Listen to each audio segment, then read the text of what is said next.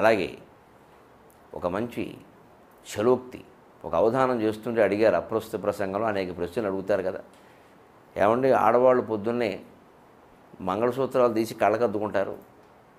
ఏమిటో అది విచిత్రంగా ఉంటుందండి, పక్కనే భర్త ఉంటాడు, ఈ దేశంలో ఏ మోగాడు ఆడదానికంటే ముందు లేవడం, పక్కన భర్త ఉంటాడు, ఆయన కాళ్ళకి దండం పెట్టుకోవచ్చు, భర్త కదా, కనీసం ఇలా మామూలుగా నమస్కారమైనా చేయొచ్చు, భర్తను గౌరవించారండి, మంగళసూత్రాలను గౌరవిస్తారు ఏమిటండి,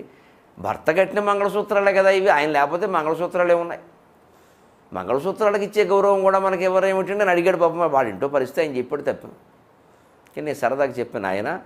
మంగళసూత్రాలు పొద్దున్నే చూసి కళ్ళకద్దుకోవడం అనేది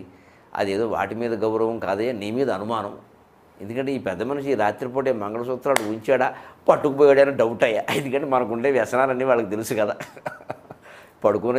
వచ్చి ఎవరో పట్టుకుపోయడమో, ఎందుకంటే బాగా విలువ పెరిగింది, ఇప్పుడు 1 గ్రాము 2000 రూపాయలు ఉంది, మరి తక్కువ ఎప్పుడో పూర్వకాలం చేయించారు 20 ఏళ్ల క్రితం,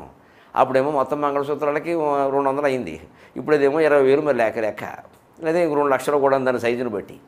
అందుకని శుభ్రంగా పట్టుకుపోతే ఉపయోగపడతాయి కదా, పట్టుకుపోయడమో అనుమానం అయ్యా, అందుకని ఒకసారి రోజు పొద్దున్న ఆడాళ్ళు మంగళసూత్రాలు అమ్మయ్య ఈ పూటకు దక్కే అని లోపల వేసుకుంటారయ్యా, మళ్ళీ మనడు దక్కుతే లేదో ఖచ్చితంగా చెప్పలేం కదా. ఇలాగా మాటకి మాట చమత్కారంగా విసరడం మీకు అవధానాల్లో అప్రస్తుత ప్రసంగం రూపంలో కనపడుతుంది. అది జీవితంలో అలవాటు చేసుకుంటే చాలా వరకు తగాదాలు మాటతో పోతాయండి, నువ్వు మాట అన్నావు నేను మాట నిశాన అయిపోయింది, ఆ మాట ఈ మాట చెల్లు అయిపోయింది, అది మళ్ళీ ఎదుటి వాళ్ళని గాయపరిచేలా ఉండకూడదు, వాళ్ళు కూడా నవ్వుకునేలా ఉండాలి.